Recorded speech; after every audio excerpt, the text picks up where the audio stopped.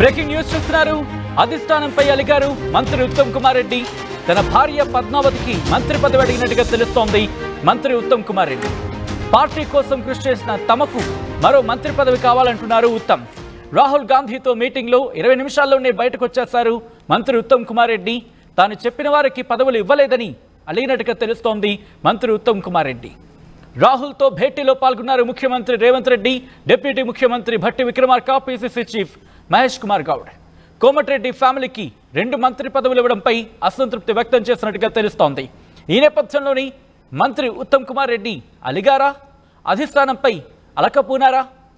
తన భార్య పద్మావతికి మంత్రి పదవి అడిగినట్టుగా తెలుస్తోంది మంత్రి ఉత్తమ్ కుమార్ రెడ్డి. పార్టీ కోసం కృషి చేసిన తమకు మరో మంత్రి పదవి కావాలని కోరారు మంత్రి ఉత్తమ్.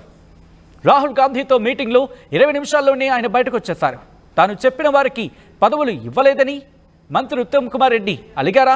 అసలు ఏం జరుగుతోంది తెలుసుకునే ప్రయత్నం చేద్దాం. మా ప్రతినిధి మధు అప్డేట్స్ అందించేందుకు మరి కాసేపట్లో ఫోన్ లైన్లో జాయిన్ కాబోతున్నారు. కొద్ది గంటల క్రితమే ఈ అంశానికి సంబంధించి డిస్కషన్ జరిగింది. హస్తన వేదికగా, ఢిల్లీ వేదికగా మంత్రి పదవులకు సంబంధించి వాడి వేడిగా చర్చ జరిగింది.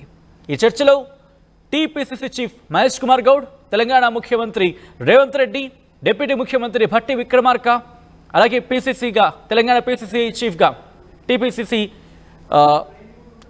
చీఫ్గా మహేష్ కుమార్ గౌడ్ పాల్గొన్నారు. మంత్రి ఉత్తమ్ కుమార్ రెడ్డి కూడా ఉన్నారు. అయితే కోమటిరెడ్డి ఫ్యామిలీకి కోమటిరెడ్డి వెంకటరెడ్డి ప్రస్తుతం మంత్రిగా ఉన్నారు. ఇటు రాజగోపాల్ రెడ్డి కూడా మంత్రి పదవి ఇవ్వబోతున్నారా? సో ఈ అంశానికి సంబంధించి ఆయన అలకపున్నట్టుగా తెలుస్తోంది. తాను చెప్పిన వారికి మంత్రి పదవి ఇవ్వలేదని మంత్రి ఉత్తమ్ కుమార్ రెడ్డి అలిగారా?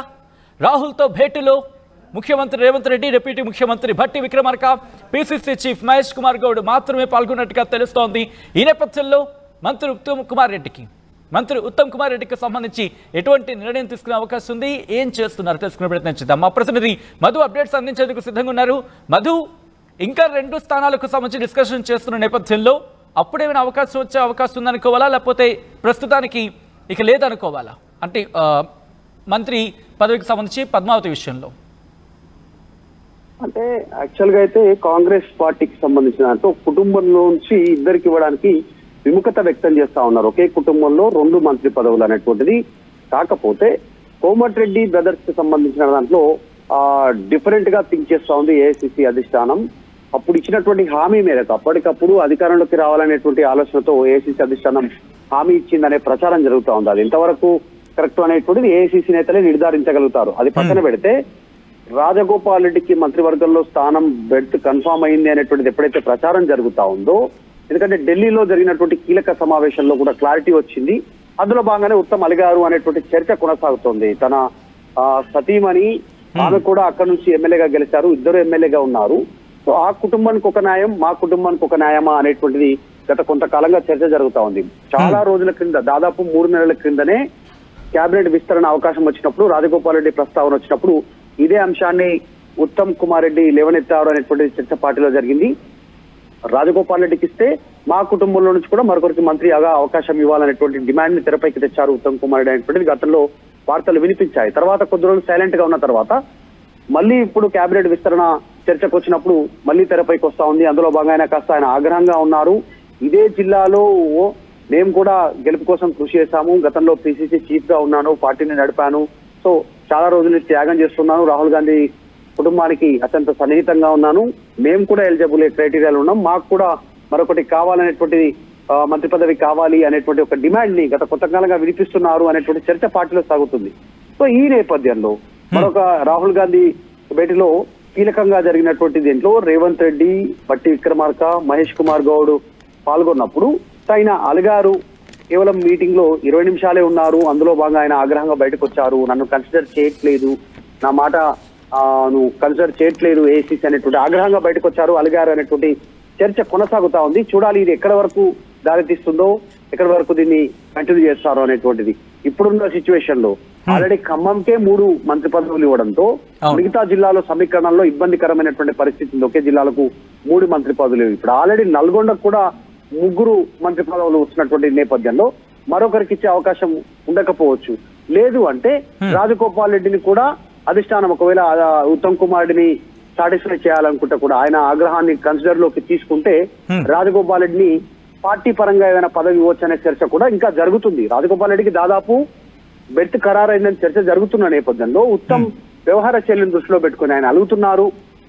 ఏఐసిసి నాయకుల దగ్గర ఆయన ఒక డిమాండ్ ని తెరపైకి తెస్తూనే ఇదే కోమటిరెడ్డి బ్రదర్స్ మరొక వ్యక్తికి మంత్రి పదవి ఇవ్వడాన్ని ఆయన వ్యతిరేకిస్తున్నారు. కాబట్టి ఆయనకు పార్టీలో కనుక ప్రాధాన్యత ఇస్తే మంత్రి పదవి ఇచ్చే అవకాశం ఉండకపోవచ్చు. ఇది కూడా పరిశీలిస్తుంది ఏఐసిసి అనే చర్చ జరుగుతా ఉంది. కాంగ్రెస్ పార్టీలోనే వర్కింగ్ ప్రెసిడెంట్ గా గానీ లేకుంటే ఇంకా ఏదైనా అత్యున్నతమైన పోస్టు ఏఐసిసికి సంబంధించిన జనరల్ సెక్రటరీగా గానీ అవకాశం ఇచ్చే పరిస్థితులు కూడా ఉన్నాయనేటువంటి చర్చ జరుగుతుంది. అది ఎంతవరకు వాస్తవం అనేటువంటి కానీ ఆయన ఒప్పుకునే పరిస్థితి ఉంటుందా? ఎందుకంటే పార్టీలో జాయిన్ అయిన సందర్భంలోనే ఆయన పెట్టిన కండిషన్ కి సంబంధించి మాట్లాడుకుంటున్న పరిస్థితి హైలీ ఇంపాసిబుల్. నిజంగానే సచిన్, హైలీ ఇంపాసిబుల్. కోమటిరెడ్డి రాజగోపాల్ రెడ్డి అనే వ్యక్తి కాస్త బోల్డ్ గా మాట్లాడతారు. పొలిటికల్ గా చాలా పొలిటికల్ గా బోల్డ్ గా మాట్లాడతారు. సొంత పార్టీ నాయకుల పైన, సొంత పార్టీ పైన, పరిస్థితుల పైన ఓపెన్ గా ఆయన స్టేట్మెంట్ చేశారు. దానికి గతంలో మనం చూసాం. ఈ ఎన్నికల కంటే ముందు మునుగోడు ఉప ఎన్నిక వచ్చిన సందర్భంలో కాంగ్రెస్ పార్టీ జన్మలో తెలంగాణలో అధికారంలోకి రాదు, అసలు కాంగ్రెస్ పార్టీ పని అయిపోయింది అనే స్టేట్మెంట్ చేసి రేవంత్ రెడ్డి పిసిసి కావడాన్ని వ్యతిరేకిస్తూ ఆయన ఒక బ్లాక్ మెయిలర్, రేవంత్ రెడ్డి ఆయన కింద నేను పనిచేయలేను అంటూ పార్టీకి రాజీనామా చేసి ఎమ్మెల్యే పదవి కూడా రాజీనామా చేసి బీజేపీలో జాయిన్ అయి బీజేపీ నుంచి మునుగోడు ఎమ్మెల్యే అభ్యర్థిగా పోటీ చేశారు. హోరాహోరీ పోరు జరిగింది. అక్కడ బీఆర్ఎస్ వర్సెస్ బీజేపీగా మారింది. సో అక్కడ కాంగ్రెస్ కూడా పెద్ద పర్ఫార్మెన్స్ చేయలేనటువంటి పరిస్థితి. సో ఆ నేపథ్యంలో ఆయన బీజేపీలోకి వెళ్లారు కాంగ్రెస్ పార్టీని విమర్శలు చేసి. కానీ పరిస్థితులు తారుమారు అయిన తర్వాత మళ్ళీ కాంగ్రెస్ పార్టీలోకి వచ్చారు. వచ్చిన సందర్భంలోనే ఆయన ఏఐసిసి నేతలతో డీల్ కుదుర్చుకున్నారు. కాంగ్రెస్ పార్టీని అధికారంలోకి తీసుకోవడానికి కృషి చేస్తాను, నాకు అధికారంలోకి వస్తే మంత్రి పదవి కావాలనేటువంటిది అప్పుడే ఏఐసిసి నేతలు హామీ ఇచ్చినట్టుగా ప్రచారం జరుగుతా ఉంది. సో ఆయనకు నేను కేవలం ఎమ్మెల్యే కోసం రాలేదు అనేటువంటిది ఆయన చెప్తా ఉన్నటువంటి మాట. ఇంకొక రీజన్ ఏంటంటే వర్కింగ్ ప్రెసిడెంట్ పార్టీలో ప్రాధాన్యత ఇస్తే తీసుకోవడానికి రాజగోపాల్ రెడ్డి సుముఖంగా ఉండే అవకాశం లేదు. అసలు గతంలో ఆయన పిసిసి చీఫ్ అడిగారు. సో ఇప్పుడు వర్కింగ్ ప్రెసిడెంట్ తీసుకోవడానికి అవకాశం ఉండకపోవచ్చు. మొత్తానికైతే చాలా క్లమ్జీగా ఉంది. కాస్త కన్ఫ్యూజన్ వాతావరణం క్రియేట్ అవుతుంది. ఢిల్లీ ఏఐసిసి సంబంధించిన నేతల మధ్య జరిగిన చర్చ ఏం జరిగింది, క్లారిటీ ఏంది, కంక్లూజన్ ఏంది అనేటువంటిది కొద్ది రోజుల్లో వచ్చేటువంటి లిస్టుతోనే బయటపడే అవకాశం ఉంది. వీటన్నిటికీ ఉత్తమ్ కుమార్ రెడ్డి ఆగ్రహం వ్యక్తం చేయడం, మాకు వాళ్ళ కుటుంబానికి ఇస్తే మా కుటుంబం నుంచి కూడా మరొక మంత్రి పదవి ఇవ్వాలనేటువంటి అంటే దాదాపుగా ఇంకా 2 మంత్రి పదవులు ఖాళీగా ఉంచే అవకాశం ఉన్నట్టు చర్చ జరుగుతున్న నేపథ్యంలో ఒకవేళ ఇప్పుడు ఇష్యూస్ అన్నిటికీ సంబంధించి కొలిక్కి రాకపోతే అప్పుడు ఆ 2 ఖాళీలను పూరించే అవకాశం ఉందనుకోవాలా? ఎగ్జాక్ట్లీ. అంటే దాన్ని ముందు పెట్టి ఇంకాస్త కొన్ని రోజులు పాలనను పొడిగించే అవకాశం ఉండొచ్చు. ఆశావాహులు చాలా పెద్ద స్థాయిలో ఉన్నారు. మనం ఇందాక చూసాం. తర్వాత రాహుల్ గాంధీ చెప్పినటువంటి స్టేట్మెంట్ ఎవరెంతో వారికంతా, ఇది చాలా మేజర్ పాయింట్. తెలంగాణలో కీ రోల్ గా ముందుకు వెళ్లే అవకాశం ఉంది కాంగ్రెస్. ఎవరి సంఖ్య ఎంత ఉంటే ఆ సంఖ్య ప్రకారం వారికి పదవులు పంచాలి అనేటువంటిది. ఆ రకంగా చూస్తే బీసీలు 42% రిజర్వేషన్ ఇస్తామన్నారు. 56% అఫీషియల్ గానే బీసీలు ఉన్నారని చెప్తా ఉన్నారు. కాబట్టి ఆ లెక్కలోకి తీసుకుంటే మరొక ఇద్దరికి ఖచ్చితంగా రేపు మంత్రివర్గ విస్తరణలో బీసీలకు అవకాశం దక్కే అవసరం. 2 బీసీ మంత్రులు అయ్యే అవకాశం ఉంది. కాబట్టి ఇప్పటికి 2 ఉన్నారు మొత్తం క్యాబినెట్ లో 12 మందిలో. సో ఇంకొక 2కి అవకాశం దక్కనుందని చర్చ జరుగుతుంది. ఒకటి ముదిరాజ్ కమ్యూనిటీ, ఒకటి మున్నూరు కాపు నుంచి. ఒకరు ప్రస్తుతం విప్గా ఉన్నటువంటి ఆది శ్రీనివాసు, మరొకరు శ్రీహరి. సో 2 ముదిరాజ్ కమ్యూనిటీ నుంచి వీళ్ళకి అవకాశం దక్కనుందని చర్చ జరుగుతుంది. మరొక 2, ఒకటి మైనారిటీ, ఒకటి రెడ్డిని, లేదంటే ఒకటి ఎస్సీని పరిగణలోకి తీసుకుంటే కనుక ఇంకో 2 పెండింగ్ లో పెట్టే అవకాశం కూడా ఉంది. చర్చ అయితే జరుగుతుంది. చూడాలి ఏం జరుగుతుందో. ఏఐసిసి దీన్ని చాలా క్లీన్ మానిటరింగ్ చేస్తా ఉంది. చాలా క్లీన్ గా ఏం జరుగుతుంది, ఎవరు ఏం అభిప్రాయాలు వ్యక్తం ఇప్పటికే కొద్ది మందితో మాట్లాడారు. ఏఐసిసి నాయకుల ఏఐసిసి కార్యదర్శి ఎవరైతే ఉన్నారు తెలంగాణకు సంబంధించి వాళ్ళు ఇప్పటికే మాట్లాడారు. కొద్ది మందితో అభిప్రాయాలు తెలుసుకున్నారు క్షేత్రస్థాయి ఉన్న పరిస్థితులను. త్వరలోనే దీనికి ఒక కంక్లూజన్ కార్డు ఇచ్చే అవకాశం ఉంది. రైట్ మధు, మొత్తంగా అయితే మాత్రం మంత్రి ఉత్తమ్ కుమార్ రెడ్డి అధిష్టానంపై అలిగారా? ప్రస్తుతం అటువంటి చర్చ జోరందుకుంటోంది. తన భార్య పద్మావతికి మంత్రి పదవి అడిగినట్టుగా తెలుస్తోంది మంత్రి ఉత్తమ్ కుమార్ రెడ్డి. పార్టీ కోసం కృషి చేసిన తమకు మరో మంత్రి పదవి కావాలంటున్నారు ఉత్తమ్. రాహుల్ గాంధీతో మీటింగ్లో 20 నిమిషాల్లోనే బయటకు వచ్చేశారు ఉత్తమ్ కుమార్ రెడ్డి. తాను చెప్పిన వారికి పదవులు ఇవ్వలేదని మంత్రి ఉత్తమ్ కుమార్ రెడ్డి అలిగారా? ప్రస్తుతం ఈ క్వశ్చన్ రైజ్ అవుతోంది. రాహుల్తో భేటీలో పాల్గొన్నారు ముఖ్యమంత్రి రేవంత్ రెడ్డి, డిప్యూటీ ముఖ్యమంత్రి భట్టి విక్రమార్క, పిసిసి చీఫ్ మహేష్ కుమార్ గౌడ్. కోమటిరెడ్డి ఫ్యామిలీకి 2 మంత్రి పదవులు ఇవ్వడంపై అసంతృప్తి వ్యక్తం చేస్తున్నట్టుగా ప్రస్తుతం ప్రచారం జరుగుతోంది.